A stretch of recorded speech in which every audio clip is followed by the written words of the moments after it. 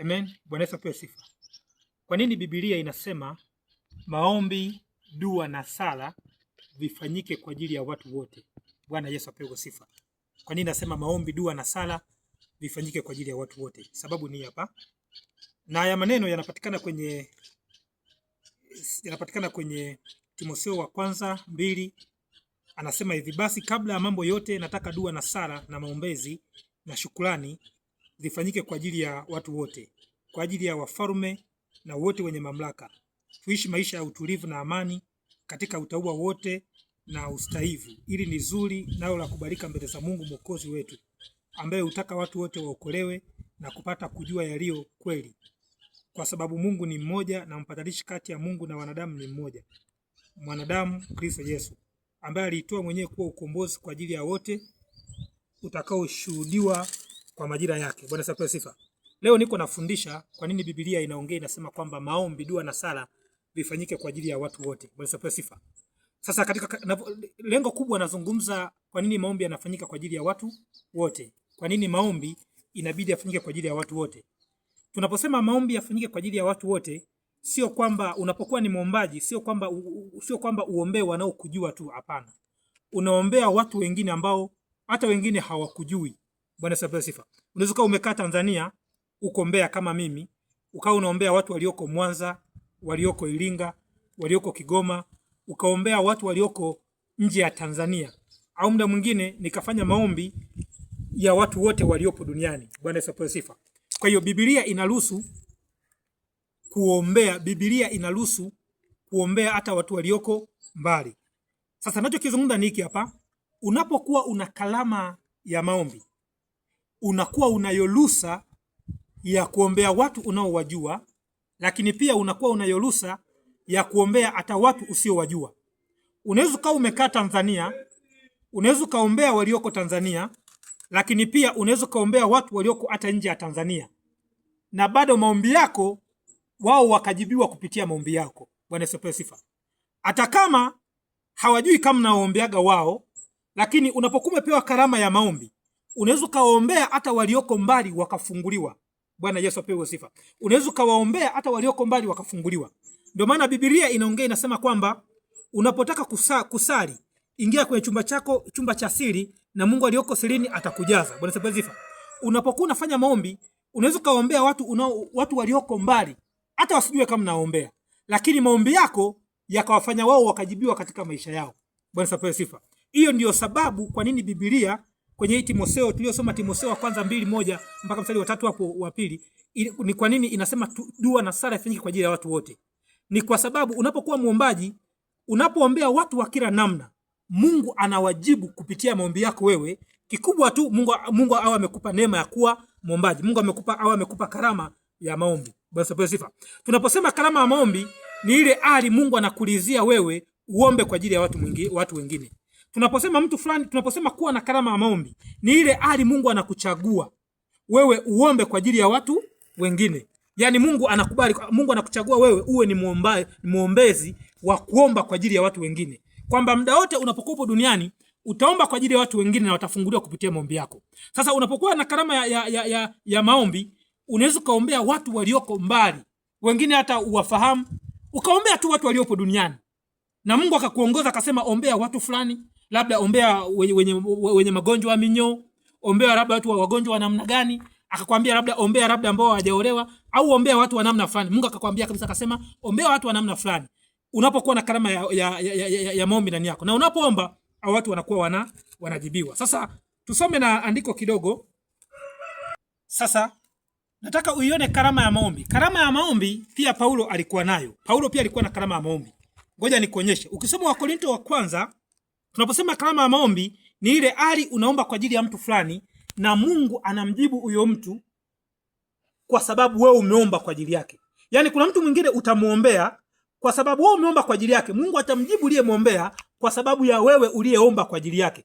Kwa sababu wewe uliomba kwa ajili yake, una kibali mbele za Mungu. Kwa hiyo yoyote unayekuwa unamuombea, Mungu anakuwa anasikia na anamjibu kwa sababu wewe uliyepewa neema ya kuomba na kuomba kwa ajili yake. Wewe uliyepewa karama ya kuomba unakuwa umepewa kibali cha kuomba na Mungu. Kwa hiyo tunaposema kuwa na karama ya maombi, kuwa na karama ya maombi ni kitendo cha wewe Mungu anakuruhusu uombee watu wengine.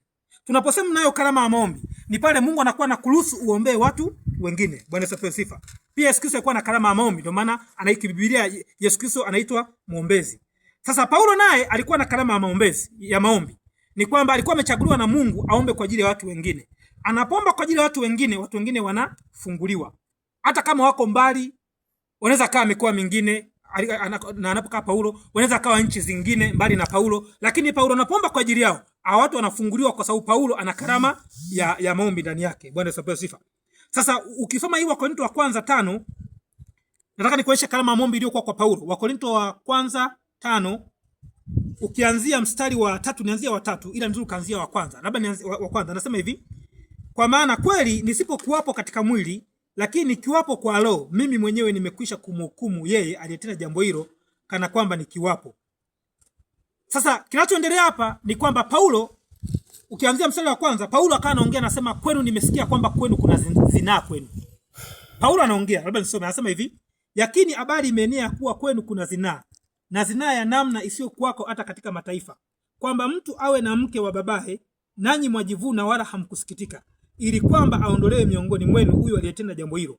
Kwa maana kweli nisipokuwapo katika mwili, lakini nikiwapo kwa roho, mimi mwenyewe nimekwisha kumhukumu yeye aliyetenda jambo hilo kana kwamba nikiwepo. Paulo anaongea kitu cha ajabu sana. Anasema hivi: nimesikia kwamba kwenu kuna zinaa. Hata mtu anaweza kulala na mke wa baba yake. Akasema nimesikia kitu kama hicho. Alafu anasema mstari wa 3 anasema hivi: kwa kweli nisipokuwapo katika mwili, lakini nikiwapo kwa roho, mimi mwenyewe nimekwisha kumhukumu yeye aliyetenda jambo hilo kana kwamba nikiwapo. Anamaanisha kwamba japokuwa Paulo hayupo katikati yao, hawa watu ambao uzinzi umeenea katikati yao, kwa muda huu Paulo hayupo katikati yao. Ina maana haishi pamoja na wao, hafanyi ibada pamoja na wao. Yeye yuko mbali, anaweza kawa yuko nchi nyingine au yuko mkoa mwingine. Lakini huyo mtu atakayefanya dhambi katikati yao, Paulo atamhukumu hata asipokuwepo. Sasa Paulo anaposema huyo mtu anayefanya uzinzi hapo katikati yenu, mimi nimekwisha kumhukumu japokuwa sipo kwenu huko. Anachokimaanisha Paulo ni kwamba uovu unaoendelea kule kwao, dhambi ya uzinzi inapoendelea kule, dhambi inapoendelea kwao kule, Paulo kwa sababu ana karama ya maombi, manake Mungu anazungumza na Paulo, anamwambia waombee Wakorintho, waombee watu wale ambao haupo kwao kwa muda huu. Kuna roho ya uzinzi inaendelea kwao, na Mungu anamwambia Paulo kwamba roho inayoendelea kule ya uzinzi imefika pakubwa. Mtu anaweza karara na mke wa baba yake. Kwa hiyo Paulo anapoambiwa na Mungu, lengo la kumwambia Paulo ili Paulo aombe kwa ajili yao, na Paulo akiomba kwa ajili yao, Mungu anajibu maombi ya Paulo. Mungu anapojibu maombi ya Paulo, ndipo Paulo anasema nimekwisha kumhukumu huyo mtu, ikimaanisha Paulo anamhukumu huyo mtu mbele za Mungu kupitia kuomba. Manake Paulo alikuwa na karama ya maombi. Kwa hiyo Mungu anapozungumza na Paulo, anamuonyesha watu wanaofanya uovu sehemu nyingine ya uzinzi kwa Korinto. Akishamuonyesha Paulo anapoomba, manake Mungu anatoa adhabu, Mungu anachia majibu, anatoa adhabu kwa yule mtu anayefanya dhambi ya uzinzi kule, kwa sababu Paulo ameomba. Kwa hiyo Paulo naye, ili andiko linaonyesha kwamba Paulo anasema japokuwa sipo katika mwili, lakini kwa habari ya roho nimekwisha kumhukumu tayari.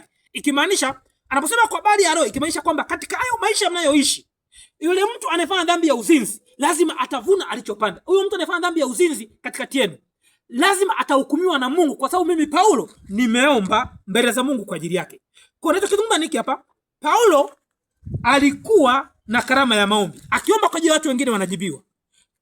Ukiangalia ile andiko, yeye kwa muda huu hayupo kwa Wakorintho, lakini anafahamu kwamba kwa Wakorintho kuna dhambi ya uzinzi inaendelea, hata mtu kulala na mke wa babake. Na kule aliko Paulo anapoomba, manake anapoomba Mungu anahukumu wazinzi waliopo kwenye jamii ya Wakorintho. Kwa hiyo Paulo akiomba, Mungu anasikia maombi ya Paulo, anaenda kuhukumu wazinzi walioko Korinto. Kwa hiyo waliopo Korinto wanazini, wakizini Paulo hayupo. Huyo anatoka na mke wa babake, Paulo hayupo. Huko Paulo aliko, anapata taarifa kutoka mbele za Mungu.